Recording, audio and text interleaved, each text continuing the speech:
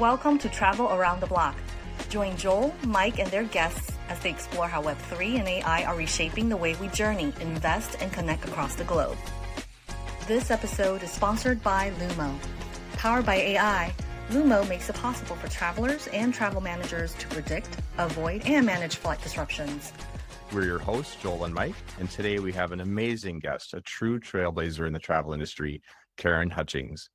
Karen is the co-founder and CEO of Pioneera, with a mission to make business travel smarter and more sustainable by harnessing the power of generative AI.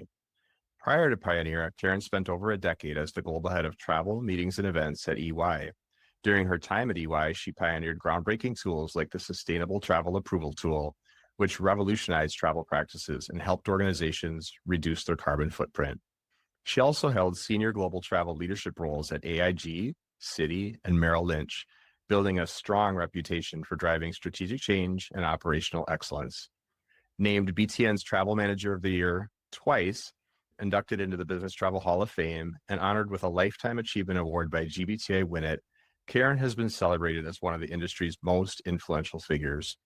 In this episode, we'll hear about Karen's entrepreneurial journey, the inspiration behind Pioneera, and her insights into the future of travel tech. So buckle up and get ready for some serious travel inspiration and insights. Let's give a warm welcome to Karen Hutchings. Great to have you here, Karen.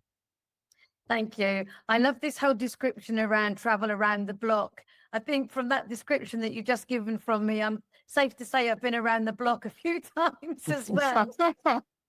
Well, we're so glad that you journeyed into our neighborhood to come to our little coffee shop. So thank you for doing that. It's always great to catch up with you. And thanks again for doing that.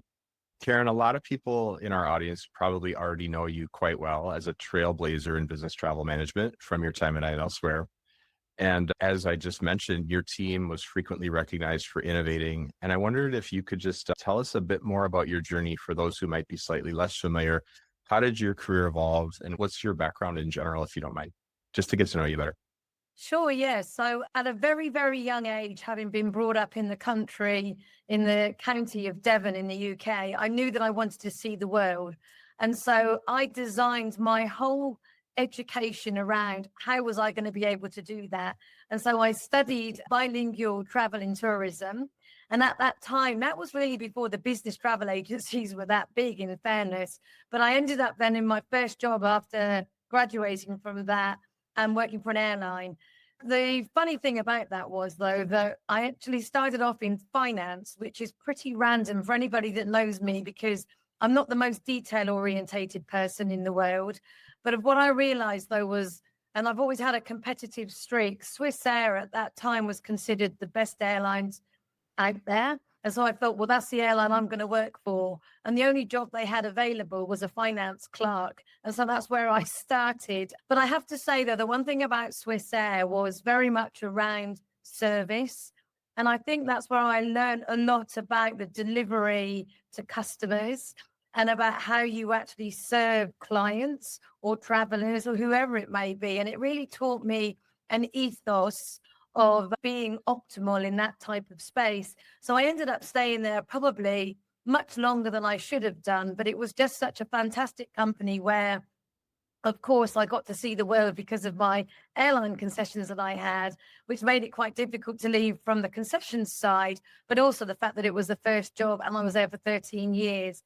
Then, though, it became about career, Karen, and then it was around what am I trying to achieve in my career versus being too overly loyal to particular companies. And so I then ended up going to a business travel agency, HRG. The next place was Merrill Lynch. And then you've just described all of the other things that I did. But really, each one was a stepping stone to the next one. And then obviously my time at EY was, we were very fortunate at EY in the fact that we got access to such great brains around tech and various other things. And I had a very large team who were, quite frankly, brilliant. And so they made me look very good. I'm not going to lie. And we had a lot of fun doing what we did as well. So I've been very fortunate in my career in all of the teams that I've worked with at Merrill Lynch, AIG. A lot of them are the same people, I have to say. There's several people that were with me at Merrill Lynch that ended up at EY as well, which I guess is a good thing along that way. But yeah, I've been fortunate in my career. And I have to say, the travel industry is really second to none, in my humble opinion. I would second that. And Karen, if I may, that's a testament to your leadership. When people start following you from here to there, that is really quite a compliment to your leadership. And I can't think of a better compliment they could pay you than to literally move their feet from one company to the next as your career progressed. So that's really quite amazing. Thanks for sharing that. I think there's a lot in what you shared just now that a lot of folks will relate to, each in their own way. When you left EY, I'd be curious to ask you, and I've actually wanted to ask you this for some time now, so I'm excited that the day has finally arrived that I get to ask you this. What was your vision when you left EY for what might happen next? What did you think that next chapter might look like? So I was given the opportunity before I left EY actually to be able to become an advisor to some startups. So the first one, Headbox, approached me probably 2.5 years before I left EY actually. And I just said to them at the time, look, if I decide to leave, I'll make sure that I ring you first and say that I'm leaving and I'll come and join you. So the startup world and that innovative mindset that the startups bring was always something that fascinated me. And so I knew that I was not going to be going into managing another global travel program anywhere. I had done that and I needed to do something different. So I think really having had that conversation with Headbox at that time, I knew that that was going to happen. And then the others came along as well.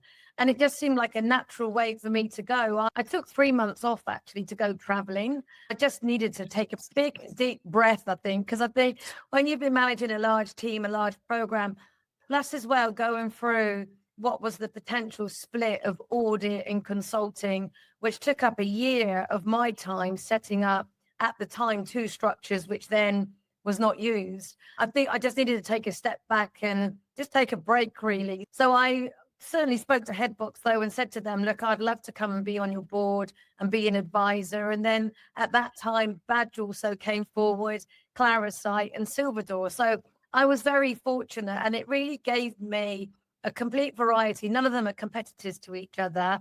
They're all very different in what their offering is, but they also have my values as well. And I think that becomes important actually. And then, you know, when you leave that corporate world, you can be a little bit more choosy as to what it is you want to do, who it is you want to work for. And honestly, there were some other companies that did come to me, and I wanted to make sure that I could do the best for the ones that I work for and not overcommit as well. And also give me time to do my volunteering that I like to do with the animals in India and stuff. So yeah, I was very fortunate that I had some good relationships and they offered me opportunities. So I'm so happy for you that those startups saw the opportunity that you represented, and I'm sure it's been to their huge benefit. But it's just cool because you've had kind of a creme de la creme of startup engagements, and well deserved. So congratulations. I've been wanting to tell you that for over a year now. So huge congratulations. And I told you this the other day when we were chatting, but no, I'm not stalking you, but I am a big fan. So congrats on everything. It's fantastic. Karen, I noticed in a recent issue of Business Travel Magazine, I really liked what you had to say, and you shared a bit about your journey from a kind of corporate space to a slightly more entrepreneurial way of life. And I wanted to ask you what you have found the most meaningful about that shift, or the most surprising, or any other dimension of it you'd want to illuminate. Just curious, because a lot of people, if you think about it, just numerically, most people are kind of on the pre side of that shift. So they're still, in their corporate role, and I kind of feel like they want to pierce through the curtain and find out, what's it like over in Freedomville where you live. I love that Freedomville. You know, the one thing I learned was always get on well with everybody and don't think you're more important than anybody else. And I think there's an easy trap that people can fall into when you go to some of the conferences and you have like the buyer only events and the suppliers, and there's this sort of divide that's created. And I was vocal about it when I was at EY or Merrill Lynch or anywhere else. And I'll continue to be vocal about it now, in the fact that the whole travel ecosystem and meetings and events as well works because of everybody within it. There is no divide within it. And so I think I always treated everybody equally, irrespective of where you came from, whether you were a buyer, a travel manager, or a supplier. When I was the ITM chair, you had to be a buyer to be the ITM chair. But I certainly made sure that we gave a huge amount of value to our suppliers at the ITM conference and instigated something fairly new, which I'm glad that they still carry on doing now for the suppliers. But I think because I always kept very friendly with everybody, that really helped afterwards. And so I say that you have to be very careful about how you treat people across the board. And if you're fair, then it's fine after you decide to make a decision to move on. If you've not been so fair, it can be a very different experience, I would say, when you come over to the other side, as so many people say to me and call it. I'm like, I don't think it's the other side, actually, because I think we're all in one big circle. But if you want to call it the other side, then that's down to you. That's definitely not what I've ever called it in my career at all. But I think, though, it was interesting. I was at an event recently and I was talking to somebody who's in a quite senior role as a travel manager. And I said, would you ever think of it? And they're like, we need that comfort blanket. We need the comfort blanket of the salary coming in. We need the comfort blanket of the medical care and all of these types of things. And so I would say it's not for everybody.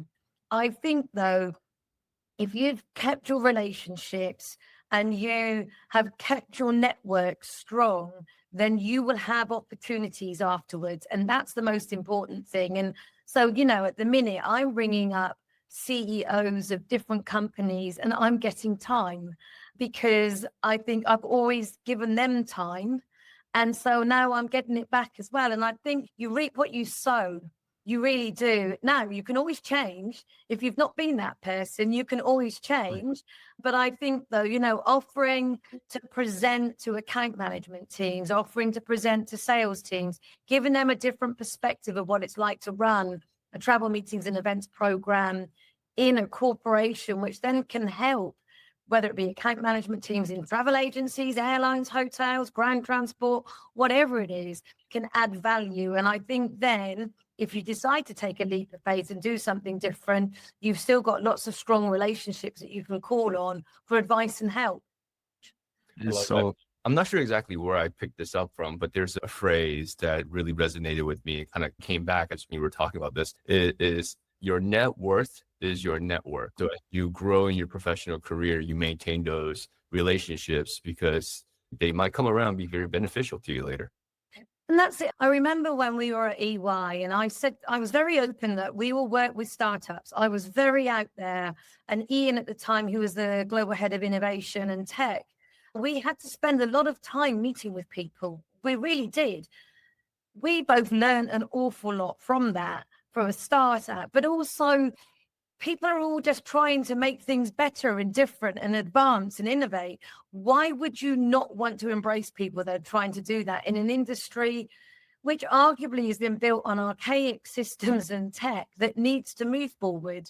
And so, that taught me a lot about the struggles. And now I have a completely different appreciation of what they were going through as well. And I'm just so happy that I always embraced them, gave them time and helped them. I think that's so beautiful that you did. And I love that phrase of circle. And I think, part of the ethos of Travel Around the Block, if I may say, is to say we're all on one big block. And I love the fact that you're not trying to mentally divide the world into buyer, supplier, or any other paradigm. So I just love that. So thanks for that. Other than some of what you've mentioned, would there be any other advice if there's somebody out there who's thinking about taking a journey that's at all analogous or rhymes in any way with your journey? What advice might you have for them? What you've shared so far is fantastic. And I just wanted to ask you if there's anything else you'd like to add on that front. Yeah, I would say don't underestimate your value. I think quite often people think that they may not be worth whatever they are worth, but it's like, don't underestimate the knowledge that you have.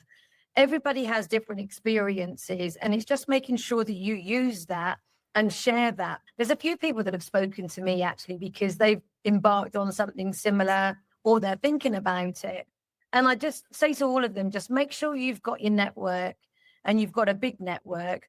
Respond to everybody that comes to you, because you don't want to be the person that doesn't respond and then you're trying to reach out to people. But also don't underestimate what you're worth, because you have, especially if you're a travel manager, that's a lot of value to any type of supplier out there, because unless you work within the corporate world, it's very hard to understand how you infiltrate into that type of company. And so that knowledge that you have is hugely valuable, especially to the newer companies, the startups out there, for sure. So just don't underestimate that. Yeah, love it. Yeah, that's great, because it kind of reminded me, Karen, that you had an open ed piece on Business Travel Magazine recently, and you talked a lot about, time, age, and attitude. And I think that's really relevant, especially with, you can relate it to startup, the age of the startup, but you could also relate that to new generation coming into the travel space as a professional. You can talk about how they approach, incumbent travel companies and so forth. And I was just wondering if there's more that you can share about that op piece and how you thought about it, because it was pretty direct, wasn't it? Yeah, it was interesting. I don't think anybody really knew how old I was. And that's probably by design, because I never really looks that. No, I'm just kidding. but I never really talked about it. And I don't know whether it was, well, I know what it was. I think I got to the point when I'm 60, I thought people are going to think that it's time that she gave it up and she left. That was honestly what I thought. And I thought it's better off people not knowing about it. And then I suddenly thought to myself, and I lost a lot of friends in the last 18 months. And I thought it's a privilege to get here, actually, because my friends that I lost didn't make it. Or one was 61, the others were in their 50s. And I just thought to myself, this is a privilege, actually, to get to this age. And I should actually celebrate it. And so I put something on LinkedIn. And then Bev Beres picked up on it, and she said, Karen, we would love it if you could write an article about it, because she said, we've got a lot of people within our network that are struggling at the moment, and we think it will really resonate with them. And so that was why then I did the article as well, after I'd posted something on LinkedIn. But I think, though, you're never too old or too young to do anything. And it's interesting, somebody today just sent me through a CV of somebody that's 18, and they've got their own startup or an idea of a startup in the travel industry. And this is a peer that I used to work with at EY, who's got nothing to do with travel, but it's a son's friend. And I went through the documentation earlier, and a lot of people think, well, who the hell's this little upstart at 18 thinking he knows what he can do in the travel industry? And I'm like, no, I'm going to tell him I want to be his mentor, and I want to really help him. Because he's got a great idea. And why would you want to restrict that and inhibit that? The same, though, is if you're older as well. You've got so much experience of life, of going through your whole career and journey. That's also very valuable to be able to share with people. And I referenced somebody in the article, and that guy was called Derek Caddy, and he worked for me. Him and I actually worked together all over the place. But anyway, we were together at EY, and I appointed him my head of innovation. And people laughed at me because at the time he must have been 62 when I gave him that role. And people would laugh at it like, how can somebody that age really be the head of innovation? And what I said was, he may not know the most about innovation, but he knows how to bring out the best in people. And that team flourished under him. No, he wasn't very tech savvy, quite frankly. It was a nightmare with tech, quite honestly. However, it didn't matter, because what his team did on tech and what they were able to deliver was second to none. And I always liken that story. It was very sad, actually. Unfortunately, Derek passed away just after he had retired. But it taught me a lot, though, about the fact that, you know what, embrace this and see if you can bring value. And if it resonates with a few other people, which honestly, so many people reached out to me after that article, actually. So it really did do the job that Bev wanted it to do. And I'm really happy about that, I have to say, because it was a privilege to get here now compared to what some of my friends went through the last year. Gotcha. Yeah, I think that's super inspiring, especially when you can put yourself out there with your depth and skill of experience, especially in business travel, that you can also help advise startups and give them like the insights to what they're doing. So really interesting. Actually, Mike, just one thing I want to add, though. The one thing I would say to anybody, and this sort of goes back to the advice piece that you asked earlier, Joel, always remain curious, though. Always try and learn different things. I do speak to people that want things to stay the same in my legacy role that I had at EY. And that is a mistake and a failing by that individual. And quite honestly, is wrong. And I think everybody needs to be able to reinvent themselves and also just learn. And I mentor quite a lot of people. And selfishly, I mentor a lot of younger people because I learn from them as much as they learn from me. And that's a great mentorship relationship, actually, and how it should be. But everybody should remain curious and they should all be challenging themselves. That is for sure. Sorry, I should have said that earlier and I forgot. No, that's great because in a way for Travel Around the Block, the podcast for Joel and myself, when we had engagements and interviews with variety of individuals across the travel space and technology, it's just awesome because we also, through this process, we're learning so much as well. So one thing I love to kind of dig in a little bit is when you started advising and mentoring startups, overall, how do you find it? Sounds like you find it pretty exciting. It keeps you energetic. You're learning new things as well. But at the same time, that's one thing in terms of, advising startups, but also the founders, because there's got to be a lot of different personalities that you also have to work with from a founder's perspective as well. So love to get your take a little bit on that. The one thing that I love about working with them, I mean, I'm definitely a 90% full glass. And I used to have a boss who said to me, like, Karen, the world is not always going to be a bed of roses. And it's like, yeah, I learned the hard way a few times of that. But in general, I'm a very positive person. The one thing that I definitely notice about all the startups I work with, the world is one big happy place. Everything is positive all the time. And I love that energy that brings. And also, how they have to be brave all the time. They're dealing with an awful lot. And I think people underestimate what they are dealing with, though. And I remember having this conversation with a few other founders before getting involved with it. But they're dealing with VC funding. They're dealing with all of these types of things, which quite honestly, the average travel manager would be clueless about, but also would not know how to have those conversations either. And I remember thinking that at the time, many years ago, when I started engaging with startups, because as well as wanting to know about their product, I really wanted to understand what it is they had to do to get to where they were.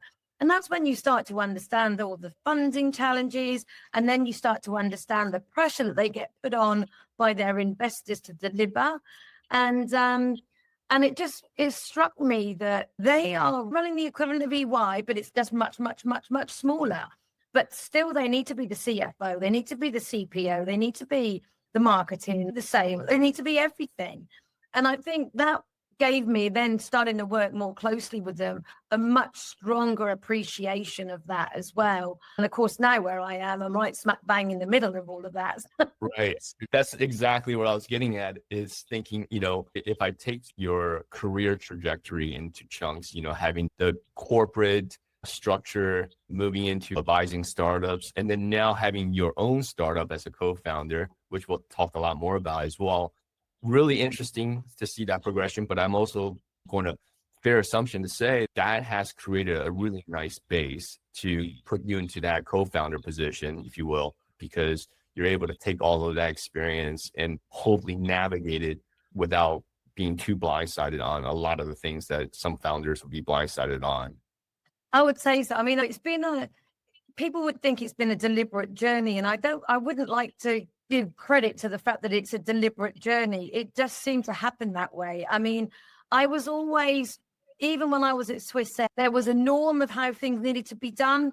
I never did it that way. I always found a different way to do it. You were a maverick. always. And, I was in finance for a number of years, and then I went into sales. And then it was all around, how do you hit your target? Well, I was as creative as I possibly could be. What I do realize now, looking back, is, of course, I came up with these brilliant ideas, which meant it put a lot of pressure on a lot of people. And sometimes I wasn't terribly open about that. I just needed to get it done because I'm going to win more business that way. And I hate to say it, I think I probably carried that on quite a long time in my career, that there's this trail that I create and everybody's going nuts behind trying to deliver whatever the idea may be, But that's that whole entrepreneurial thing, isn't it? It's like, but I do think, though, challenging and not doing everything as you've always been told to do it is a key thing. So I think, though, when I think about the fact that I then started with the startups, I then implementing them, I should say, within EY, then I'm working with them. It feels like it was a natural progression, but it was fortunate that I did do all of that because it did teach me. But I have to say it wasn't necessarily deliberate, because I'd always said I wished I was born 20 years later, because then I would have been living in Silicon Valley. But the reality is now is I didn't need to do that because I'm still doing it anyways. Yeah. Talking about innovation and entrepreneurship and startups, obviously Pioneer is very interesting, and I'd love to get a little bit deeper on that. Would you care to share maybe like, what is the founding story? How did it come about? Was it, oh, I'm experiencing this problem, there's got to be a better way, the industry needs to change? So love to hear just that overarching pioneering founding story and how that came about. Sure, yeah. So it really came about from my time at EY. So I think it was back in 2016 or 2018, we implemented our first robotic process automation process. And that was around how do you change traveler behavior in advance of the trip actually having taken place, or you influence behavior somehow by nudging employees to do different things. And so we started doing that because the reality is that with a mature travel meetings and events program, you've negotiated great airline deals, you've negotiated great hotel deals, you have your business travel agency, travel management company running for you. So where are the gaps? Ground transport is one area, absolutely, that there's major gaps. But the key thing is about, well, the biggest way that you can actually deliver savings is by changing the behavior of employees, but you need to do that before they actually take the trip. And so that was what a lot of what we did within the EY program. And we were using robotics at that time. When the split was going to happen, I was going to be running the consulting arm of the global travel meetings and events program. The audit side was going to go to somebody else. And then I was also going to be client facing. I used to do some client facing elements, but we weren't permitted to officially because of the fact that we were an audit company as well. So I could only sort of advise behind the scenes and very limited. With the split, I was going to be able to run the program and become an official client-facing person as well. That was my ideal job because I'm a salesperson at heart. And I've always said, you know, with us, when we were running the EY program at the time, 122 member firms, we were salespeople on steroids trying to get everybody to buy into one concept, one policy. And so that was sort of the concept of it and what was going to be the great opportunity. Unfortunately, the split didn't happen and the rest is history there. Left EY. And then some of the people that I used to work with at EY, they had also left. We kept in very good contact, which goes back to that whole network thing, doesn't it? About keeping your contacts. And one of the guys said to me probably about a year or so ago, said, Karen, you know, that thing that we were going to build, why don't we do it outside? And I'm like, why not? And so that was it. And that's really how it came about. So we had kept in contact and there was a few other people that I'd been speaking to about the opportunity. And so that's really it. But then there is another side of the founding story as well. And this came out of a really close friend of mine in New York. And I was talking to him about a story about my great-great-grandmother. And there used to be a folklore in the UK, specifically in Devon, where I'm from, that if you could build a house in a day and have smoke coming out the chimney, you could claim the land where that house was built.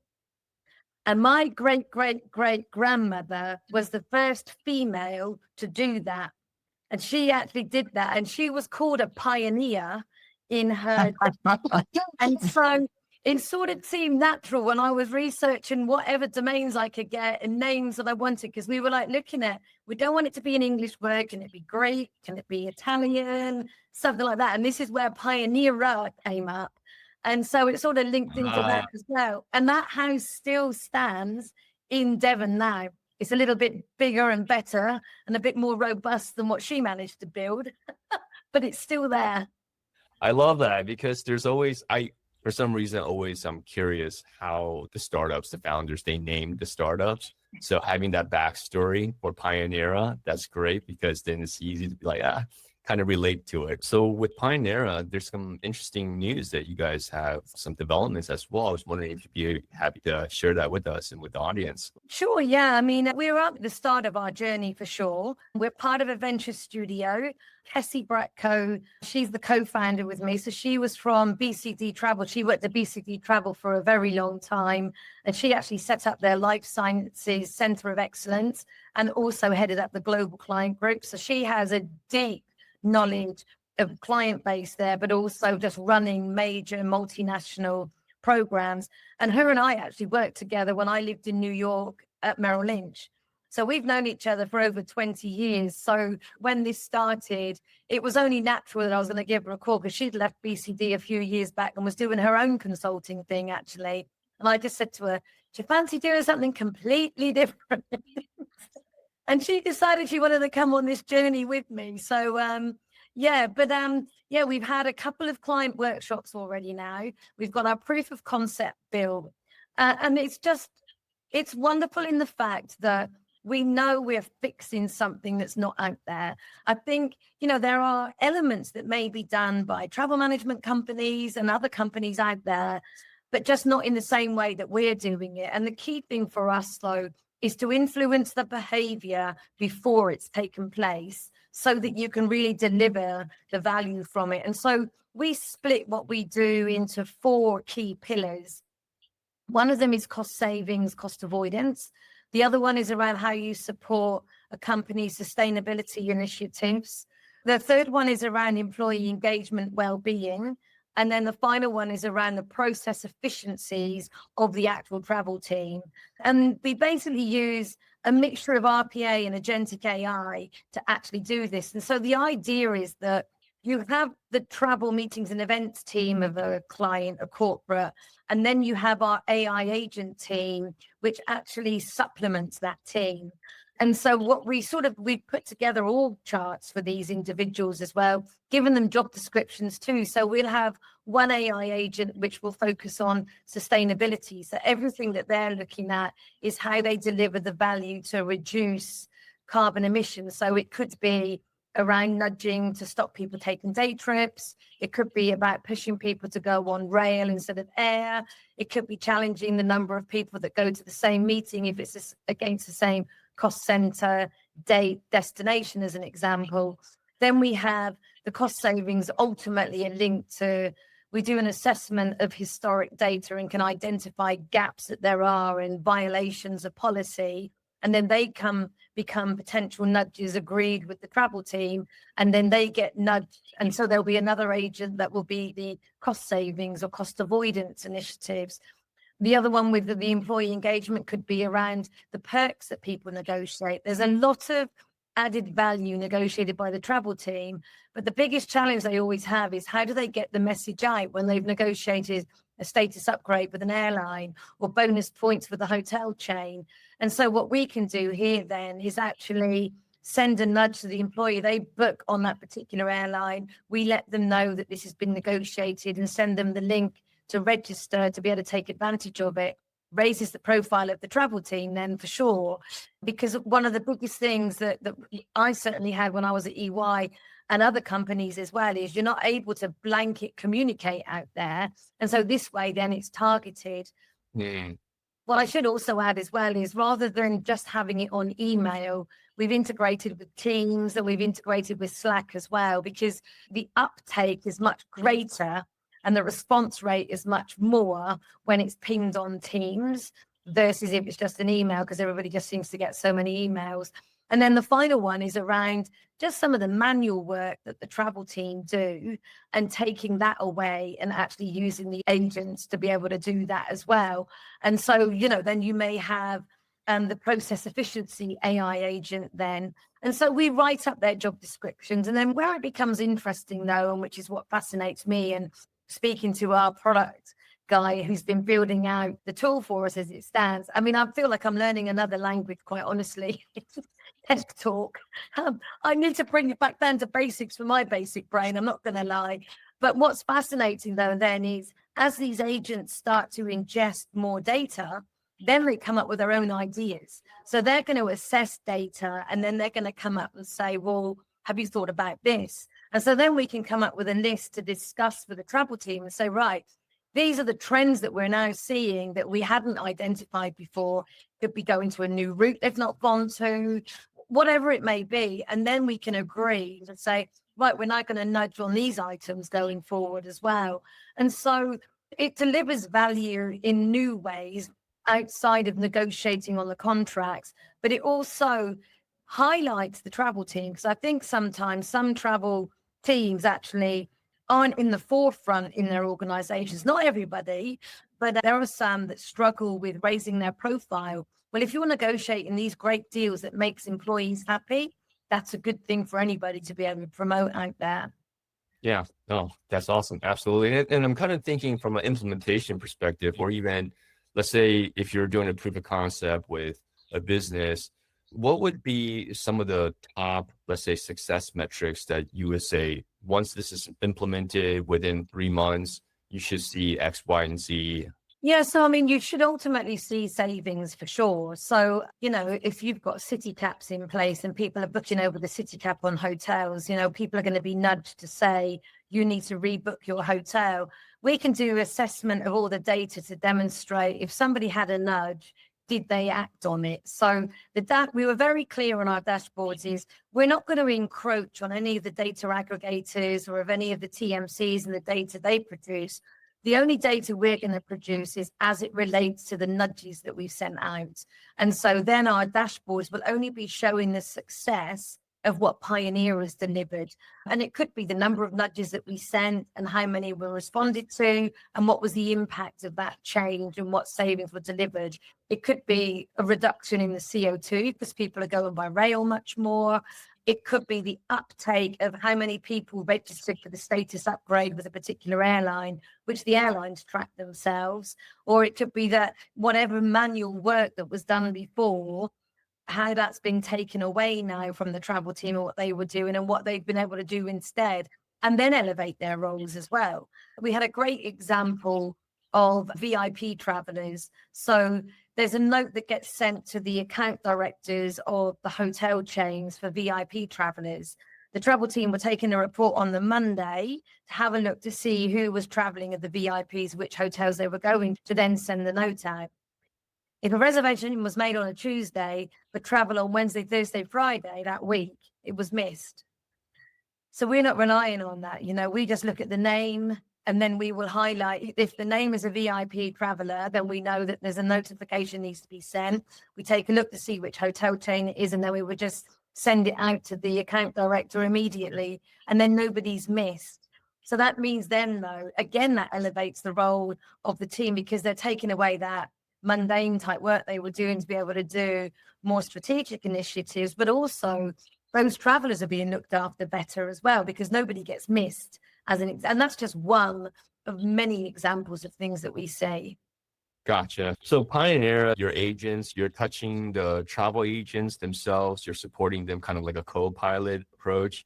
And then also with the travelers, am I getting that right? We're not involved with the travel agency at all. We get the data from the travel agency or from the client direct, but we have our AI agents, Gotcha. and they're then interacting with the travelers. But we're agnostic to the TMC or the online booking tool. All we need is the data, and we're not trying to replace in any way what they do. We're not doing rebooking. We're directing them back to the agency as well to do their correction if they violated a policy or whatever it is. But yeah, we're not dealing with the travel agents as such. Understood. That's a good clarification.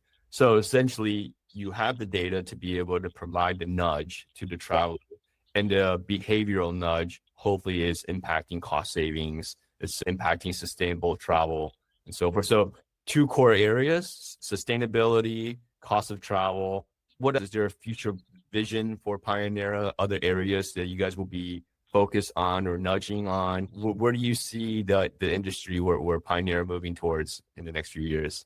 So, I certainly think, and we were trying to do this, whether the team managed to do it at EY now or not, but I think there's much more that you can do around providing information to travelers when they're traveling as well. So if they're going to New York, What do they need to know about going to New York? Yeah, you've got the preferred hotels, etc. But what's happening in New York? What's that person? I want to know where the best place to eat is. So Exactly that. So restaurants, or, this individual may be somebody that really loves jogging. So let's give them a couple of jogging maps of routes that they can do there. Or they may love the theatre, or they may love sporting events. What's going on whilst they're there? So I think there's going to be the opportunity to personalize a lot of information that we can send out to individuals when they're traveling. I think, though, we have to be realistic around where we are now and what we want to do. Our 4 key pillars, with the perks, the negotiated perks, and the process efficiency. There is a lot covered within that. But I do certainly see, though, that as we go further, then it will be much more around personalizing the journeys to the individual of the information that they need to have. Still not encroaching on what the TMCs do. We are not in the business to try and do anything that would replace what the travel management companies do, and any of the alternative travel management companies as well, not just your BCDs, your Amexes, but your Skylynks, your Navans, your Block Skies, none of them. They have a role to play in whatever they do. We are another layer within them, basically. That's how we see ourselves.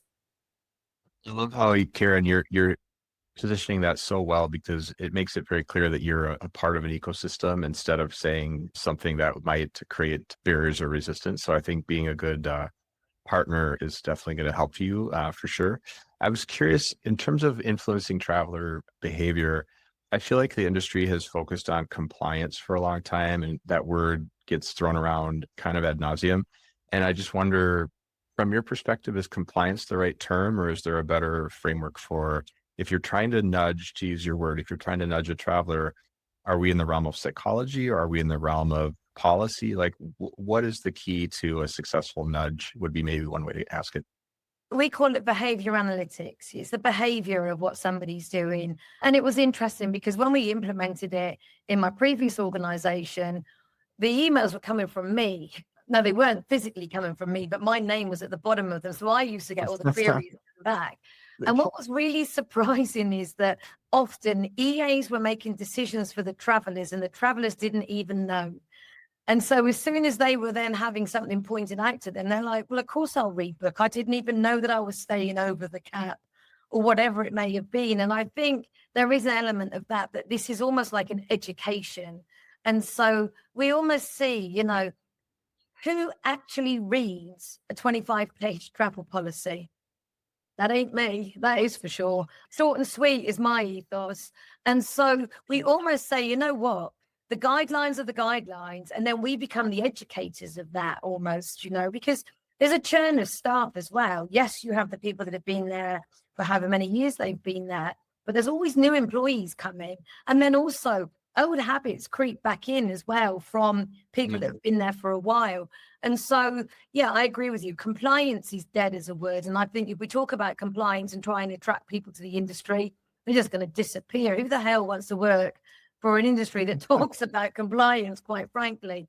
But I think that when you get into behavior science and those types of things, that's a very different conversation, even though it may be making sure that people follow a policy, but it's just a different way of educating people. And it's almost like you do the one nudge, they're then informed, aren't they? They're educated, and they probably won't make the same mistake the next time, or they'll know where to look because they'll have a link to say, this is where you find the information that you need.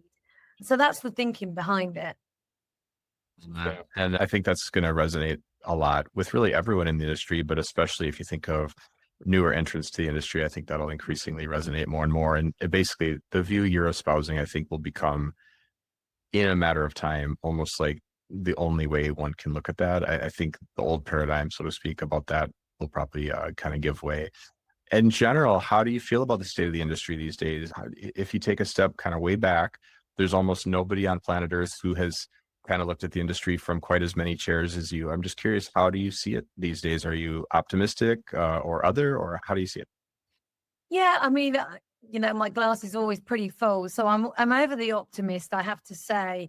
I am loving the new players that are coming in, disrupting at the moment in a big way. And I think that is throwing out the gauntlet and the challenges to the more traditional out there. I think it's always difficult when you work for a very large company, and I know that very well. With 400,000 employees, it can be like turning a tanker, trying to change things for sure. But I do think, though, the likes of the new players coming in at the minute, probably pushing it and accelerating that more now. And I think, direct connect and all of that is just changing how things work. I don't call it NDC. I think NDC has just been used so much, and it is ultimately about direct connects. And I think we have to be open, and the industry has to be open. That the days are gone of thinking that it's all going to have to come through one channel, because it doesn't have to come through one channel. Because if there are opportunities to change the purse strings, companies are going to change the purse strings, and everybody needs to be open to that. And that's what's happening, and that's what's being created at the minute with these various different ways of booking the different companies that are coming in. I think, though, I feel like we're a bit on a precipice of a lot of change that's about to come. And I think that's a really, really good thing, because for too long, we've been beholden to legacy tech. And I think that's struggled to bring new people in. The startups really started because of the fact that it was built on legacy tech, and they could see how archaic it was and how not fit for purpose for the experience of somebody using the tech. And so that's why these new entrants happened anyway. I probably think it should have happened before with some of them, but now I realize how difficult it is to get started. So I can understand. Yeah. I can understand why it's taken longer, but I do think we're on a precipice of a lot of change that's going to come. And I just hope that there is plenty of travel leaders out there and meetings and events leaders out there ready to embrace it versus try and keep it as it always was, because that doesn't do any favors for our industry whatsoever. Yeah, no, for sure. And if you talk about like embracing change, obviously we have a lot of startups that we were watching that's penetrating the corporate travel experience. Obviously, there is all about AI in the last few years, especially Gen AI. So from that respect, on those two areas, in terms of entrepreneurship, from the lens of, let's say, a corporate innovation officer, or about AI in the corporate travel space, what do you think is the most often misunderstood when they look at a startup or entrepreneurship or innovation? And then also on the AI side of things. It's interesting, actually. I think if you've got an innovative person you're dealing with on the corporate side, then they're going to be very open to speak to different companies that are out there. Where there's failings is on the startup side, often in the fact that they've traveled, so they think they know everything about the corporate travel world. And I think actually they don't know anything about the corporate travel world. And so rather than do more research in advance of going for their first meeting with somebody that they're going to say is your program's completely broken for XYZ, it would be better to learn a little bit more about how it actually works, because they're not wrong. It is broken. However, it's all about your positioning, isn't it? And how you open the door. And more often than not, those people don't come from a travel background. So that's tough then, You need to have some subject matter expertise to be able to have an opinion about whatever you think is wrong in the industry of somebody you're selling to that may have been in it for 20 years. It's a tough sell then. Yeah, absolutely. That's so funny that you say that, because just a few days ago, we were having a chat with Roy Golden, who's the co-founder CEO of Traveling.ai, who recently had this major strategic partnership with Sabre. And when we asked him about his journey with the founding story, that was very similar to exactly what you said. Is he doesn't come from a travel background. He doesn't come from a corporate travel background, but he kind of had this personal pain, and then had to do a 4 to 5 month of deep dive to figure out what it is in the corporate travel and the entire travel ecosystem as well, and how many intermediaries and integrations and silo databases and so forth. And it was very eye-opening for him. Yeah. So I think you hit it on the nail too. From my perspective, when I talk to founders and they have this personal experience, and then when they start looking into it, there's just, wow, yes, travel is a huge market, it's a huge space, but the complexity is definitely there. But obviously that is also where opportunity is as well. Yeah, exactly. And I think all it takes is just a little bit more research by them. And you see it now more and more, though, that there are ex travel managers or ex travel people joining these startups now. And now you listen to their advisory boards. There's a lot of travel people now on these advisory boards. And I think they're realizing that that is a big opportunity to actually learn, because in fairness, if they learn that, they can accelerate much quicker than when they're struggling on their own to try and do something. And, that goes back to what we were talking about earlier on about anybody thinking about coming out of the corporate world, the value they can offer. Now, on the other side of what you said, though, about embracing AI within a corporate and some of the restrictions around that, what I would always do is every company will be using AI in their organization now, pretty much. Absolutely. The key thing then is to speak to those people that are doing it. Speak to your tech department, your IT department, to understand how they are implementing it, so that then you can have a better knowledge when it comes to working with any of the travel AI type companies, because then at least you've learned what's expected, what's needed to be able to then be implemented, because there is still some nervousness around AI, data security, and all of those types of things. And I think if you can get an understanding as to how your company's already doing it, then that will help you when you want to start embracing with new companies out there. Yeah, I agree. And the way I kind of also look at it, or even from an advice perspective, is companies that's gone through the mobile wave or the cloud technology, very similar, right? New technology, you got to understand it so that you have a little bit of a less fear into engaging with it. Because I remember, I was with a hotel company years ago, and when we were looking at cloud, there's a lot of questions about where's our data? Who owns our data? Like, our guest data is going to be in the cloud. We're not so sure about that. We still like our own servers and our own on-site, etc. And then same thing with mobile. How are we going to implement mobile? Is it going to be a hybrid mobile? Is it going to be a web-based mobile, and so forth? So I think there's a lot of lessons learned from looking at the past in terms of, like, how did you look at this technology? How did you adopt it? And what are some of the lessons learned that could probably be used as well from an AI perspective? Because at the end of the day, it's a tool, right? AI is going to be a tool that's going to make a lot of things easier for us. But at the same time, there's ways that you can use the tool to be as most optimal and safe as possible. I hope, I'm sure soon we're all going to have our own, AI agents, and, even corporate travel AI agents, where I'll get a ping to say, Mike, you're in Los Angeles this week and your per diem is $75 and you use 50, so you have 25 left, and, et cetera, right? Because sometimes you don't know when you go to different places in the US, you have different level of per diems. Who's going to read all these policies? Nobody really help nudge you real time, because nobody knows. You don't have a travel manager where your accounting that's watching over you in real time, knowing what you're spending on, where you're at, and so forth.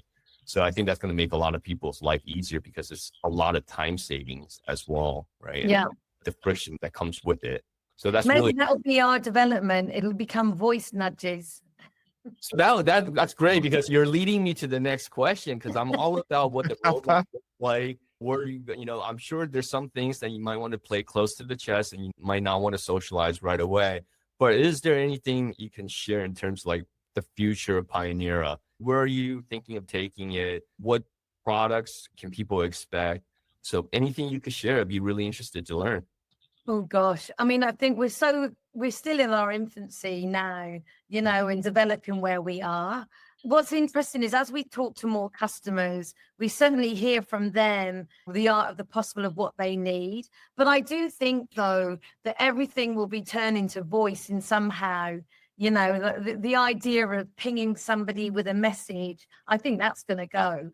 I think people just want to speak on the go. They want to be able to talk into something. They want something to talk back to them. Absolutely. And, maybe it's going to be AI agent voice notes that are left for people to say, by the way, you need to rebook because X, Y, Z, Yeah. Yeah. I mean, we don't have a big plan yet to be able to share. We're still on our big plan of where we are at the moment, which is a lot, I have to say. I've got a new appreciation of building things from scratch now. And I have a very new appreciation of the people that I used to work with in the innovation hub at EY, because I used to get quite frustrated that things took as long as they did. And now I realize that they didn't take very long at all. Exactly. We won't get too deep into that, but I understand exactly where you're coming from on that front. But I think it's super interesting. We will obviously, keep a watch. I'll probably put a Google alert on Pioneera AI as well, and then we'll share with the audience and how they can learn more about you and also Pioneera AI, because I think this is the direction where the future is going to be. We're going to have agents and counselors and advisors and so forth, all voice-based, because that's how, a lot of times that's how I'm also using it personally, and maybe just a kind of a caveat, but when I go on road trips, sometimes I have a little AI on my phone. It's called Pi. I use Pi, I think, by Inflection.ai. They were the 4th largest funded AI startup about 2 years ago. I think they raised like $4 billion. This is when the AI startup boom was happening, right? But what I really like about it is that when I had Pi on my phone, it's like talking on a phone call with an AI agent. So I'll be on a road trip and I'll have a conversation with it, ask questions and go back and forth like a passenger in the car. What I love about it, it remembers everything we talk about, because on the next conversation, it will reference a previous conversation. Yeah. So I totally see that, and I love it. It's great, and I think it's going to be part of a lot of the tools that we're going to go into. So really excited to see what Pioneera is going to come. Have you started arguing with it yet? I did that with ChatGPT. It was hysterical. I got upset with ChatGPT because it was helping me do a poster for a festival that I was organizing in my village, and it made a mistake. And I said, "You're beginning to annoy me now." And they're like, "I'm being apologetic to me." I felt really bad that I thought I'd upset the machine. I mean, like, it was. Well, Karen, you just spawned a new product idea for me, which is some kind of an AI mediation tool that helps people deal with the frustrations and tensions in their relationship with AI between, anyway, I think it's as this entire conversation has kind of highlighted, it's such an exciting time to be in travel. And I feel like one of the themes that I heard throughout our chat, we never said these words, but I thought I'd tease this out for the audience. The marriage of context and fresh eyes is probably a sweet spot. And so if you're a startup with only fresh eyes, you might need to increase context. But if you're a travel industry person who somehow struggles with fresh eyes, I would encourage everybody to take the opportunity to increase their context, increase their freshness. And I think, Karen, in my biased opinion, you're kind of exhibit A of doing that kind of perfectly. So just kudos to you, and I love what you're doing. We really appreciate you being in our cafe. We hope you'll come back. We hope we've treated you properly enough that you'll be back. We'd love to get an update on your journey and the new developments that I'm sure will come. I hope people really will love this episode. I think they will. So thank you very, very much for being here. Well, thank you for having me. It's been a delight. I can't believe how quickly that time went, actually. Thank you so much. Yeah, when we're having fun, just go by. That's why, Joe dropped the bug and say, maybe we'll have another conversation with you in the near future. So we'll do another episode, I'm sure, especially when you have more developments that you like to share, and which we definitely expect. So thank you so much for sharing your time with us. Thanks for joining Joel and Mike for another episode of Travel Around the Block. If you have any questions or topics you would like to see discussed on the show, or if you'd like to be considered as a potential guest or sponsor, please reach out to us at hello@travelaroundtheblock.com. And of course, please don't forget to like and subscribe. Wishing you a wonderful day wherever you are around the block.